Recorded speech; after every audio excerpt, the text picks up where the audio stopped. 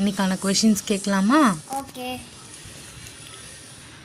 ஸ்பைடருக்கு வந்து எத்தனை லெக்ஸ் இருக்கு? 8. Very good. நமக்கு ஹனி பீஸ் உனக்கு தெரியும் இல்லையா? ஹனி பீஸ் வந்து ஹனி கலெக்ட் பண்ணதில்ல ஃப்ளவர்ஸ்லேருந்து, அதுக்கு பேர் என்ன சொல்லுவாங்க? நெக்டர். Very good. ஃபாஸ்டஸ்ட்டு ரொம்ப ஸ்பீடாக ஓடுற லேண்ட் அனிமல் எது? சீட்டா. குட்.